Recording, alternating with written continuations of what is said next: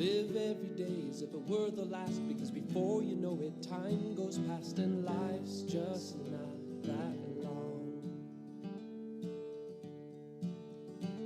Tell all you love that you love them so, because even if you do, they might not know, and one day we'll all be gone. Taste the wind, don't let it blow on by. Sing songs of love, let the music get you high, and when it's said and done. The man was married to a woman 15 years. Did he know about himself throughout that he was gay? The signs were there, he said, but I was denying it. At one point, he mentioned worries to a therapist, and the view was that it was an illness that should be cured, which was fine. He didn't want to be gay. He was Catholic. This was a sin. And religion aside, society called it immoral. So he buried it. Sex in his marriage was rare, but they denied that too. He buried everything. Only in time he found out there are things you cannot bury, and at last it came out through a kind of breakdown, and there was hospitalization. And out of that he knew he could not bury it anymore. He told his wife in a therapy session that he was gay. And back home, she did not want to talk about it. They went to bed, but she said she did not want him in their bed. It went for a month that way, him on the couch, until they agreed he should move out. And then the dilemma, should he tell his son? His wife, soon his ex-wife, was against it. But he felt he had to tell his son. It's who he was. Only when? He waited a year, wanting his boy to deal with the divorce first, one thing at a time. He remembers the day clearly, lunchtime on a park bench. He looked at his boy, Luke, saying there was more to the divorce than simply having grown apart. And then he just said it, that he'd been struggling for years with the feeling of being gay and knew now it was true. And he couldn't run from who he was. He would always be Luke's father, always love him, always be there for him. Luke did not say anything. The father understood. Whenever you want to talk more, he said, I'll be there. And for a while they saw each other weekly, went to ball games, had burgers, tossed a football, but then his son got distant. He said little over the phone, stopped showing up for outings, painful moments with the father waiting for his son's bus, and Luke not being on that bus. The father sent cards to his son, but none was answered. At last the father sought him out after a public event he knew his son was attending. I'm here because I'm your father, and I love you, and I want to know how you are, he said. If you want to talk, I'll give you a ride home. Luke got in, but he said nothing. Finally, the father pulled over. I've always been willing to talk, the father said. Are you? And at that, Luke got out of the car. He closed the door, and then he leaned in through the open window, and he slapped his father across the face. I don't ever want to see you again, he said. And that is where it was for months. This, the father told me, is the pain of many like him. And later the father found himself thinking often of a game he used to play when Luke was a little boy. At breakfast, he'd pour his son a bowl of Post Toasties, then stand behind him, singing the cereal's TV jingle, keeping the beat by playing mock drums on Luke's back. And then he'd hug Luke, and Luke would hug him in return. And as much as any moment, that moment made him feel like a true father. And it's all he ever wanted to be. Why do many millions across the world hate and fear the U.S. government?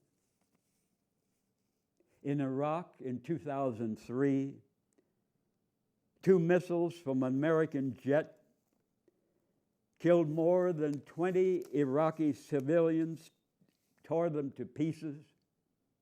Abu Talib Street was packed with pedestrians and motorists when the American pilot approached through the dense sandstorm that covered northern Baghdad in a cloak of red and yellow dust and rain. It's a dirt-poor neighborhood of mostly Shia Muslims, a place of car repair shops, overcrowded apartments, cheap cafes, and one man so shocked by the headless corpses he had just seen could say only 2 words: roar, flash. He kept saying.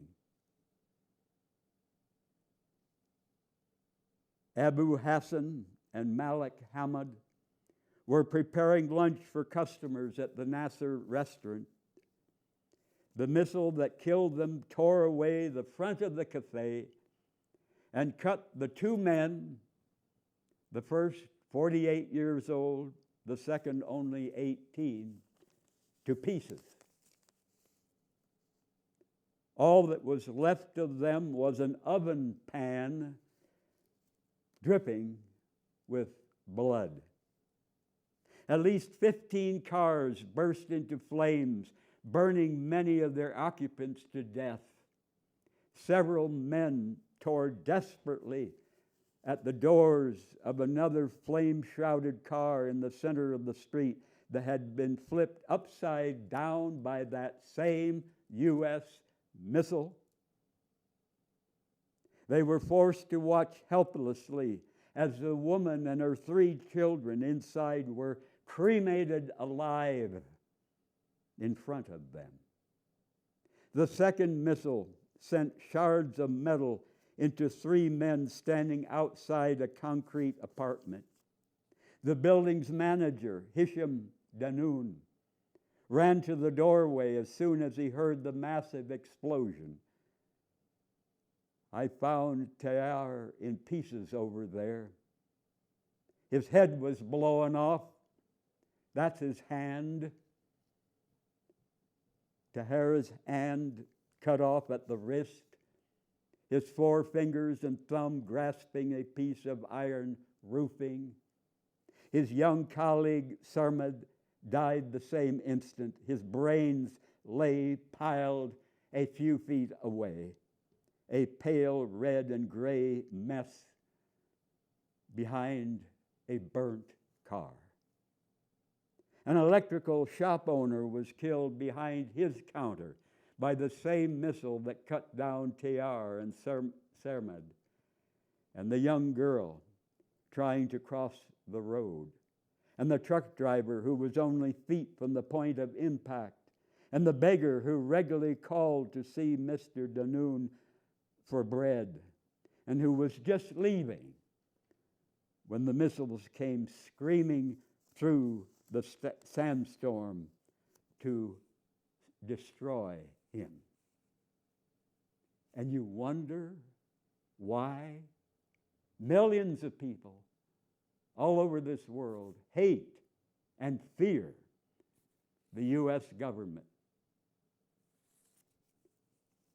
If we have a conscience, how can we pay 1 penny of federal income tax for the United States to murder these people. And so many millions more in many countries for decades under both Republican and Democrat presidents. I have paid no federal income tax, not one damn bloody penny, for 42 years.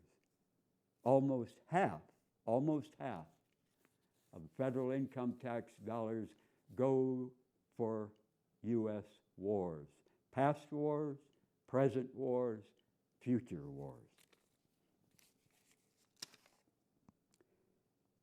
A good test of how free from shame and guilt a gay or bisexual man is about sex with a man. Does he enjoy cuddling, naked and sober, with a man he's attracted to and who is attracted to him? Cuddling naked is a deeper emotional intimacy than the wonderful pleasures of fucking and sucking. Any faith worth having is worth examining deeply. And many religious people fear that if they knew more, they would believe less. I was a sincere Christian preacher 55 years ago. I'd majored in Bible in college in Virginia. I was assistant pastor in Virginia in 1966, and later that year a Mennonite pastor in Illinois for 2 years. And I was as sincere 55 years ago as a 20-year-old young Christian preacher. I was as sincere as I am this moment. But I had not yet learned to question the Bible and to question my faith deeply. I was drunk on religion. I was drunk on religion. Now I belong to no religion. Did Jesus of Nazareth actually live in human history? And if he did live, did the writers of Matthew, Mark, Luke, and John in the Bible accurately tell Jesus' teachings, his actions? And in the many centuries since, did those people who copied and translated the original writings do a good job, make no important mistakes? Huge questions. Who knows the answers for sure? According to the Bible, Jesus grew up in one of many bloody, cruel religions. For hundreds of years, people killed thousands of animals and burnt them on altars. They believed their gods demanded animal slaughter in order to forgive people's sins and to get back on good terms with their gods. Jesus believed he had to be executed so that his Father, God, could forgive the sins of all humanity. He believed his self-sacrifice on the cross had to happen. But I ask, would a loving God require Jesus to suffer the horrendous agony of crucifixion in order to forgive all our sins and to become our friend? Deeply disturbing questions about Jesus. Far more serious questions then his alleged virgin birth, his miracles, his bodily resurrection according to the Bible? Did Jesus suffer severe religious delusion? Did he suffer a martyr complex? Did Jesus suffer from a so-called divine compulsion to be rejected, tortured, executed by religious and political authorities far worse than any death wish?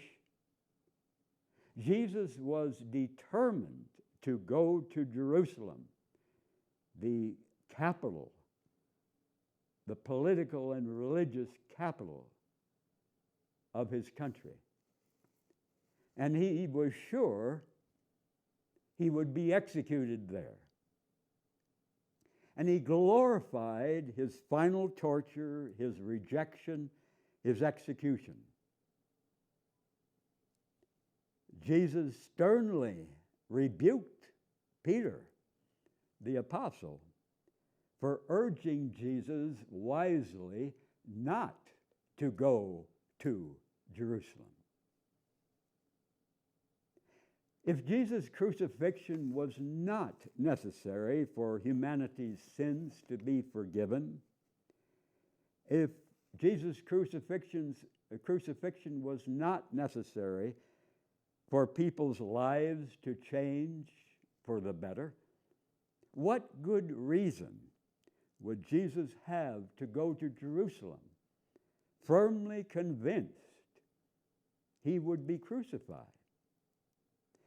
When he had earlier sent out his apostles to preach his message, he told them, if people reject your message in one place, move on to another place. So why did Jesus insist on going to Jerusalem when he could have stayed away and gone to many other towns and nations to spread his message? If you love your enemies, as Jesus told us to do, will you deliberately incite them to murder you? In other words, that he knew in advance that he would be executed in Jerusalem before he went by the political and religious authorities. Did Jesus knowingly choose to make his enemies his killers? Could Judas Iscariot, one of the 12, in his final hours forgive Jesus for going to Jerusalem when Jesus was convinced that Judas would betray Jesus there to his enemies, and then that Judas would kill himself in strong remorse? So could Judas forgive Jesus? Many thousands of Jesus' followers from then to now have suffered torture, prison, execution, convinced that God was pleased with their obedience, suffering as Jesus suffered, believing heaven's joys awaited them after death. And sadly, many of Jesus' followers through the ages have had a love affair with suffering persecution, being tortured, being killed for Jesus. Many questions, important questions. Any faith worth having is worth examining. And many people, and not just Christians, but many people in other religions also fear if they knew more, they would believe less. afraid to face the hard questions. I was drunk on religion.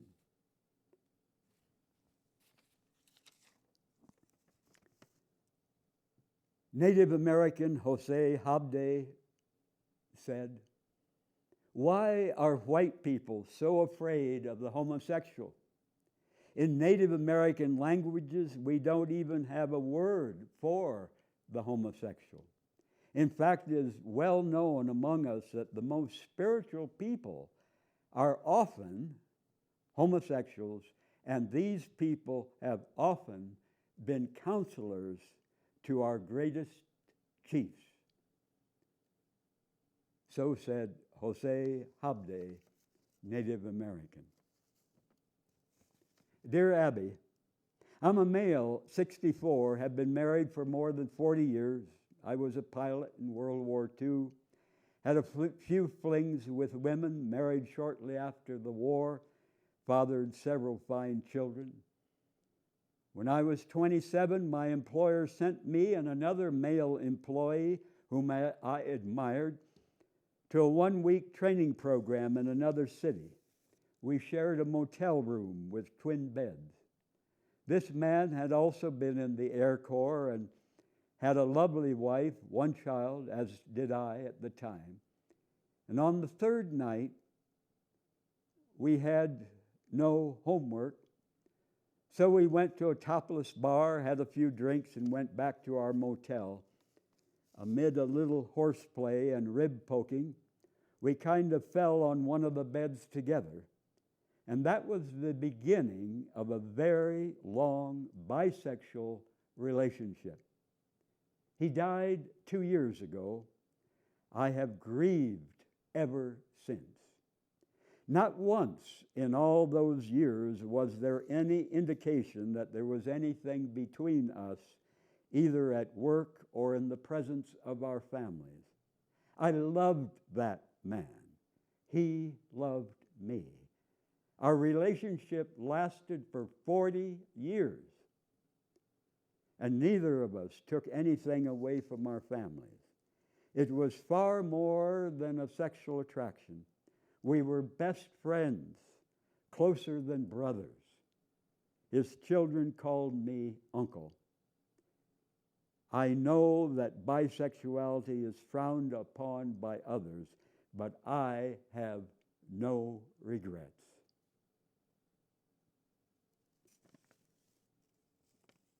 Another bisexual man wrote to Dear Abby, "We bisexuals are so closeted we don't even know each other. We are in your heterosexual world, usually so-called happily married, helping to rear our children with the same moral, ethical, caring values as you. We may be pillars of the community, part of that lovely family down the street. We cross all ethnic lines, all financial lines. Most of you know one of us and consider us your close heterosexual friend, working buddy, acquaintance. Although this letter has little chance of reaching your readers, in order to protect my job, my wife, my children, my heterosexual and bisexual friends, I must sign myself. No name, no town." How sad that millions of bisexual men and women are afraid, very afraid, to tell the people closest to them that they are bisexual.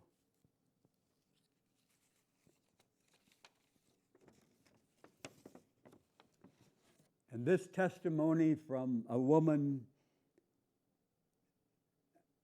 survivor of Hiroshima, Japan, when the U.S. mass murdered tens of thousands of people, August 6, 1945.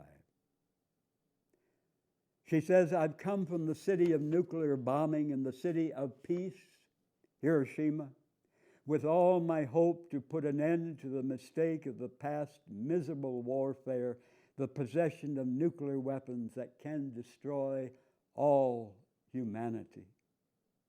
August 6, 1945, very hot day.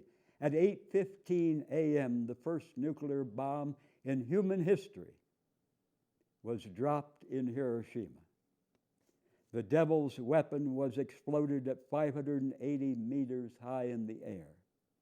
At the time of bombing, I was working as a mobilized schoolgirl, taking down buildings as a measure to reduce the risk in case of disasters. I was 13 years old, grade 7.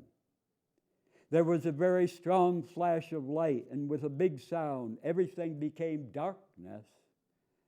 I was blown away by the shock wave for 15 meters. My hair was all burnt and frizzled. My clothes were ragged. The skin on my arms and legs were peeled and hanging. I could see the red inner flesh. I cried for help, roaming around. There were piled up bodies, burnt crisp and black. There were also so many people covered with blood with little strength to cry out for help.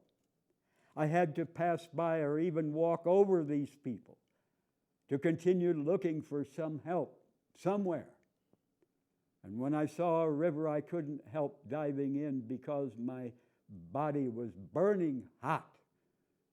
The river was filled with people. I could not see the surface of the water. People were also dying, disappearing under the water. Many unidentified bodies stayed in the water for days, moved by tides every day. I had a neighbor friend who made it home after 2 days. The family was happy to see her looking healthy. It took her a month to start feeling really ill to stay in bed. She lost all her hair. She started bleeding from her nose, her mouth, her ears. And not so long later, she died from the acute symptoms of radiation. Around that time, my fever started to come down. I was able to walk a little. The wounds were healing, but I felt something strange about my face. I found the mirror that my family had hid away to look at my face. The shock I had when I saw my face was so terrible that I wished I were dead. I cannot describe how much I have suffered from it all my life. And even if I could find the words to describe, I'm not sure anybody can understand how it really felt. To have my face look close to how it used to be, I had 15 operations. Nevertheless, I'm alive.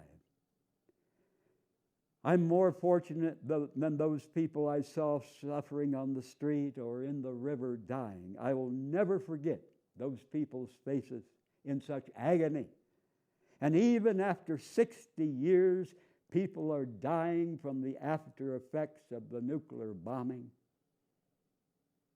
I feel anxious that it could be my turn tomorrow. And she gave this testimony many years ago. As surviving victims, we have kept expressing our uneasiness, our anger, our hope for world peace with no nuclear weapons. But why are people still fighting in war? Hiroshima, Japan, is a place to learn the dignity of a life, but war, terrorism, nuclear weapons take lives. War does not only bring death to self, but to loving parents, children, brothers, sisters, friends. There are no winners, no losers in nuclear war. In other words, we're all losers. What is waiting is the destruction of humanity and the end of planet Earth. If humanity does not get rid of nuclear weapons, the nuclear weapons will destroy most or all of us. And to think that right here in Albuquerque and up at Los Alamos, for decades, highly educated, highly paid scientists have spent their work lives designing these weapons of mass murder. Why do many millions of people all over the world hate and fear the U.S. government?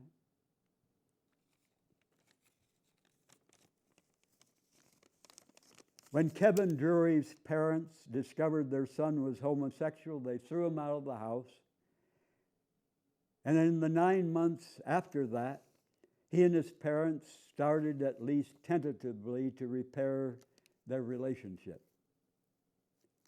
Kevin sympathizes with his parents' struggle to understand him because he has been struggling to understand his being gay for the past 6 years.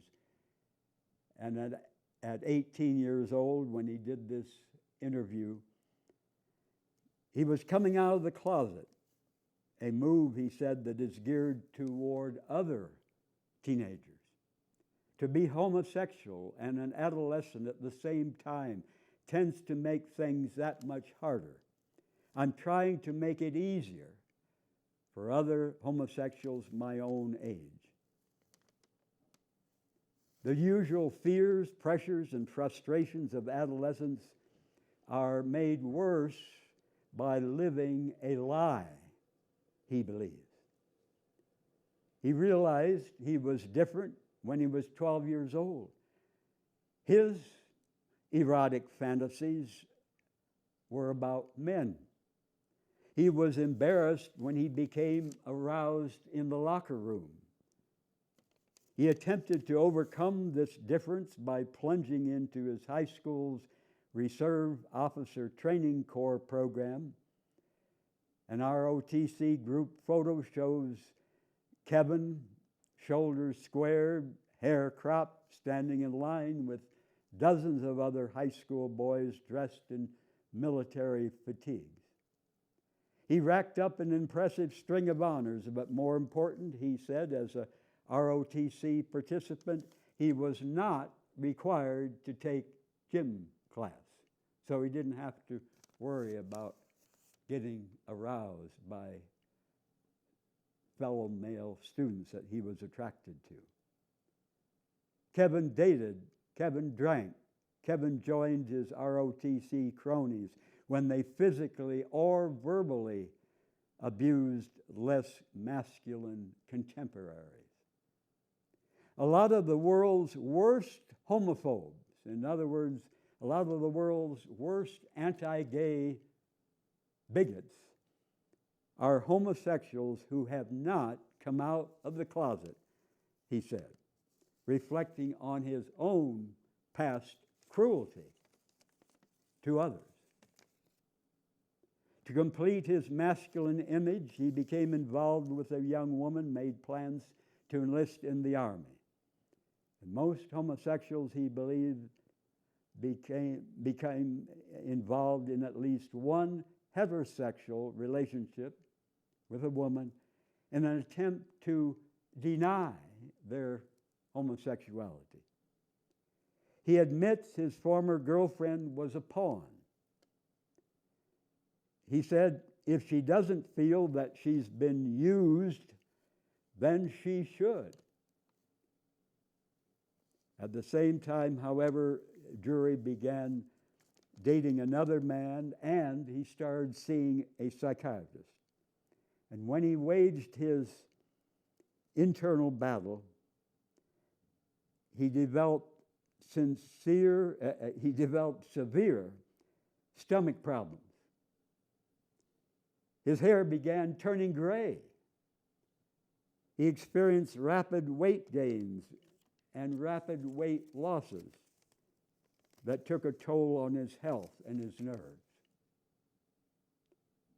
Kevin said, "I think I would have had less problems if I had made the decision that I was homosexual earlier." The visit to the psychiatrist was undertaken in desperation.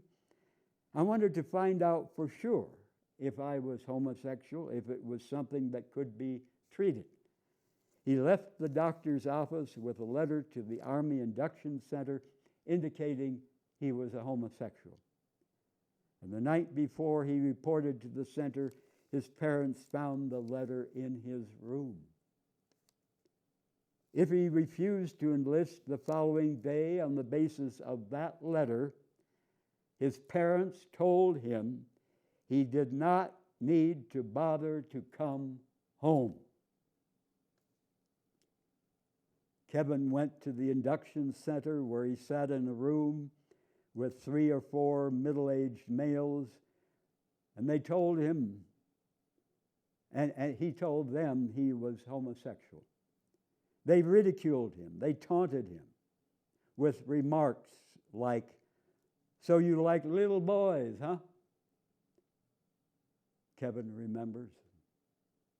Despite the taunts, the insults, and the fact that he had to ask his tormentors for a bus ticket home, it was the first time in years I had felt good about myself.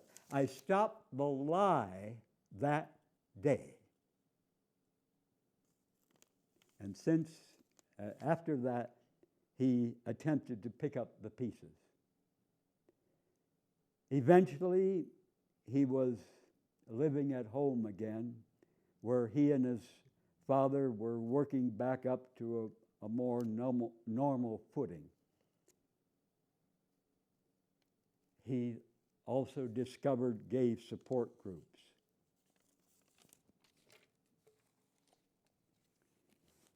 And here from an open letter to the director of Lawrence Livermore National Laboratory, which is a nuclear weapons laboratory in California. And this man, Andreas Tupadakis, a PhD, had worked at Lawrence Livermore National Laboratory and at Los Alamos National Laboratory here in New Mexico. And this letter he wrote in the year 2000, his reasons for resigning from the Lawrence Livermore National Laboratory, and, of course, his earlier leaving Los Alamos. He says this letter is an appeal to every secretary, technician, custodian, scientist, engineer, any other person whose participation supports the world war machine to withhold their skills from weapons work, from activities that support or enable weapons work. He quotes Albert Einstein, "The unleashed power of the atom has changed everything except our thinking. Thus we're drifting toward catastrophe beyond conception. We shall require a substantially new manner of thinking if mankind is to survive." Imagine if every scientist at Los Alamos and Sandia and Lawrence Livermore, every scientist who works on nuclear weapons, took those words of Albert Einstein to heart. But they're drunk on money, they're drunk on their job, drunk on the status, divorcing head from heart to see the hell they're creating of nuclear weapons. Andreas Tupadakis Goes on to say, we have a moral obligation and duty to think, speak, and act first as citizens for a peaceful world, and next as scientists. My conscience does not allow me to work for the development or maintenance of nuclear weapons. He says, how can we continue to go back home after work every day and look in our children's eyes and tell them that we're working for a safer world for them? Have our hearts become stones? Every person alive today, if we go deep enough into the contradiction between one's conscience and one's outward life, is in a state of despair. We, the scientists, have tried to justify our involvement in building and maintaining nuclear weapons by claiming that we're doing it for peace. How can we have peace when by our work on weapons we are raising fear in the hearts of those who do not have the same technology for killing?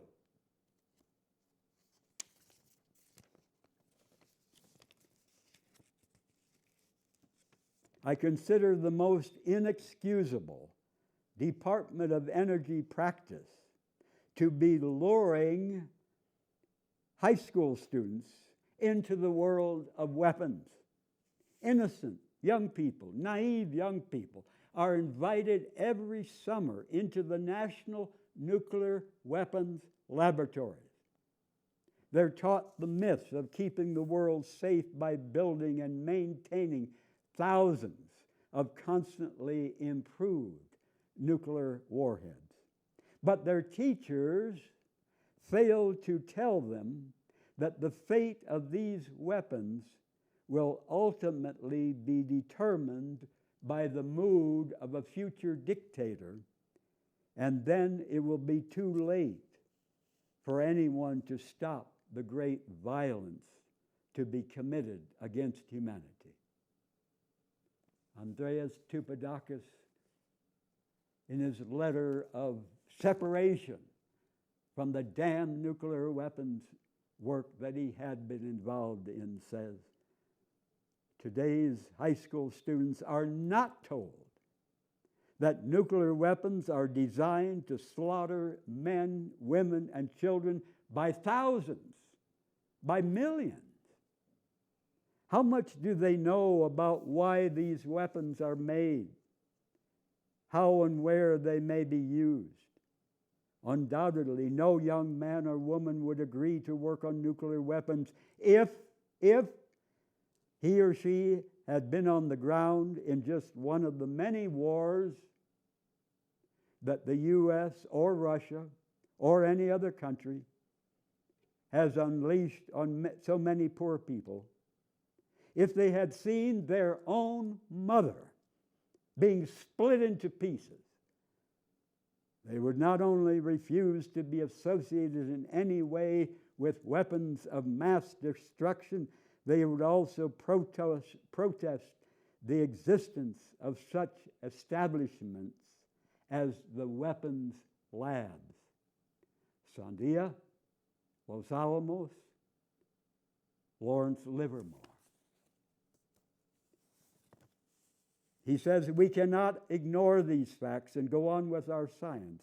Science which ought always to be aiming at the good of humanity, is assisting in the work of destruction, is constantly inventing new means for killing the greatest number of people in the shortest amount of time. The 20th century proved to be a century of inhuman slaughter. In the 1914 war, 15% of the casualties were civilians, not soldiers. In 1939, 50% of the casualties were civilians. In the 1950s, 75% of the casualties of war were civilians, mothers, dads, grandpas, grandmas, aunts, uncles, kids. In the 1990s, 90% of war casualties were civilians. Do you hear any of this on TV? Are we taught this in the schools? Do your neighbors know this? Do you know this?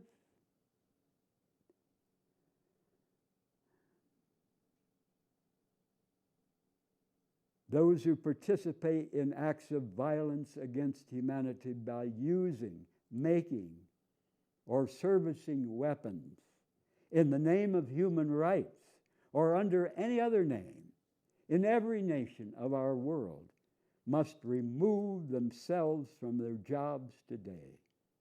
Surely any one of us seeing one of our children killed, one of our children mutilated, as a result of so-called collateral bomb damage, as the pictures from every war show, would immediately resign from our job and condemn every act of violence. Albert Einstein wrote, "Heroism on command, senseless violence, all the loathsome nonsense that goes by the name of patriotism, how passionately I hate them," said Einstein. Now we have substituted the words national security for patriotism in order to fool ourselves, to escape the bloody damn truth. This is straight talk to every citizen of every nation that is involved with this so-called legal violence. Employees, like soldiers, are commanded to kill people whom they do not know. They kill and are killed, and none of them knows why or to what end. This letter is an appeal to every secretary, technician, custodian, scientist, engineer, any other person whose participation supports the world war machine.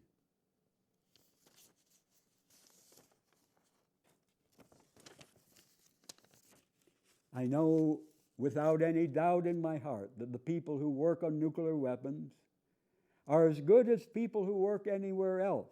I have met some people with such beautiful souls that I find it impossible to explain why they would work on weapons. The only way I can explain it to myself is that they're in a state of hypnosis. They're working on science in a detached way. Head divorced from heart. Not thinking about what will happen as a result outside of that laboratory. Let's not comfort ourselves that someone else, man or God, is watching out for humanity. Bullshit. The train is now on the bridge and is going very fast. The first compartment is full of scientists and educated people who profess that they know what they're doing. The middle compartments are full of people, and at the time he said this, nearly 6 billion people, and of course now way over 7 billion, approaching 8 billion. The last compartment is loaded with ammunition, violence, and death. The compartments are being held together very tightly. I'm appealing to all who read these words to come out of the train now.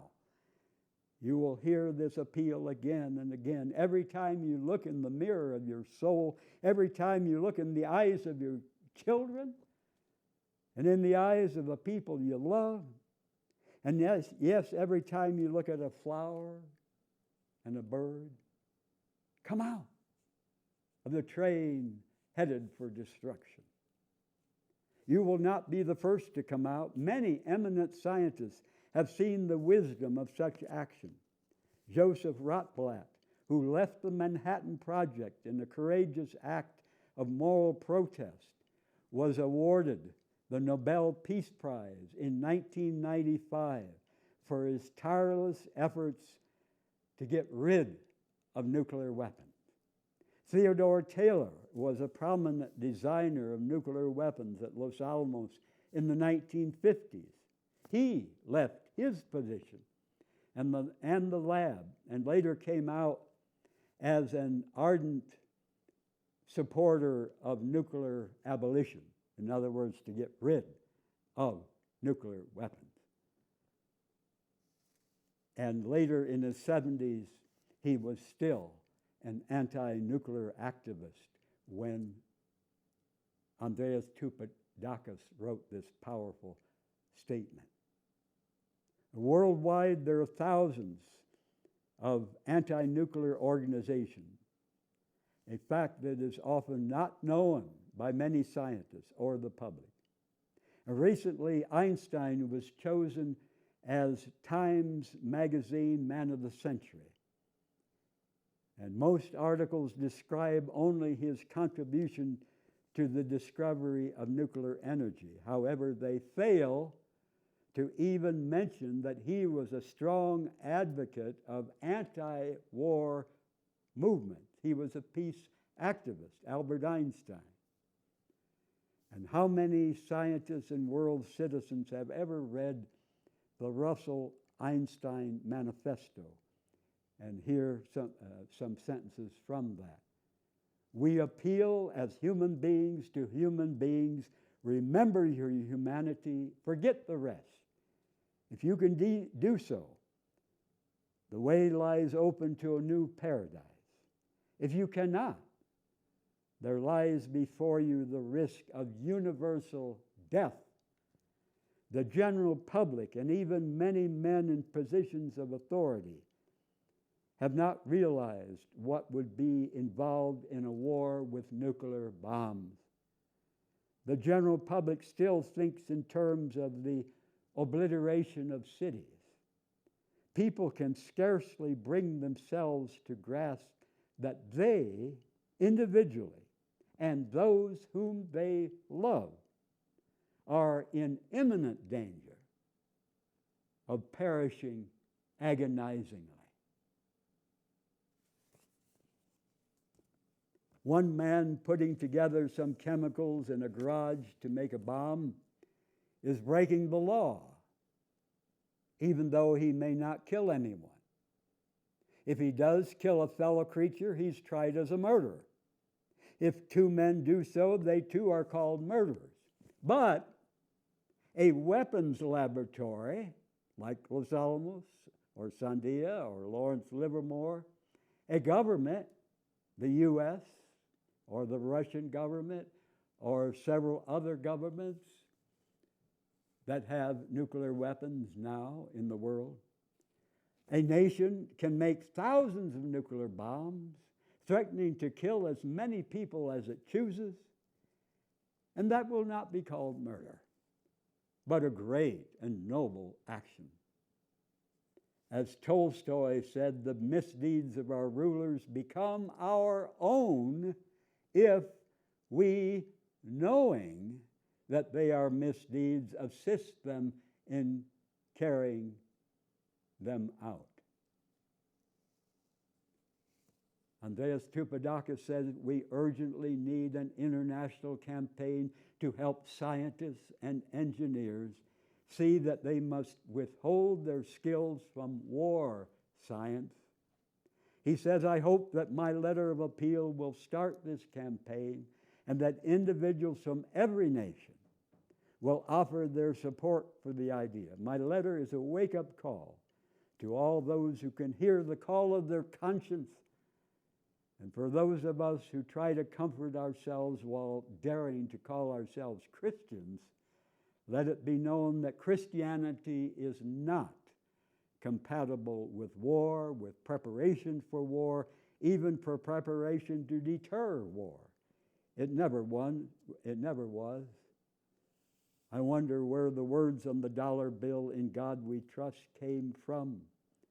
until our warriors are disarmed and our armies disbanded, we have no right to say that we trust in God.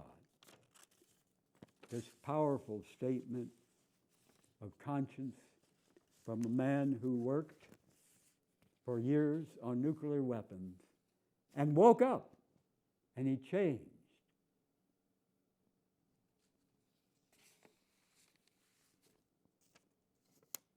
Dear Abby, I'm a friendly, nice-looking young man in my mid-20s for more than 10 years as a teenager and young adult. I suppressed my natural urges, which were homosexual. It was a constant daily battle to stifle my feelings for men. Never at any time did I have those feelings for a female. I knew that homosexuality would not be accepted by my family, never, or society. No one would ever suspect that I'm gay. I have never had a homosexual experience. I've never told anyone how I feel. A year and a half ago, he said, I married a fine woman my age, thinking this would force me to change. I would lose my desire for men. I was wrong. My feelings for men are stronger than ever. I have no desire to have sex with my wife. Little by little, I believe she's catching on. I'm absolutely miserable being married. Abby, I'm well respected in my community, active in my church. Divorce is out of the question. No one has any idea what I'm going through. And dear Abby writes him, you're not alone. You have far more company than you or anyone else would ever imagine. I have a message for you and for all the others who are in the same boat. To your own self be true. The tragedy is your unwillingness to accept yourself. And in an effort to protect yourself, you involved a woman in your life. She's unfulfilled, and so are you. You say divorce is out of the question. Why? If your wife confronts you, tell her the truth and free both of you from this hopeless sham.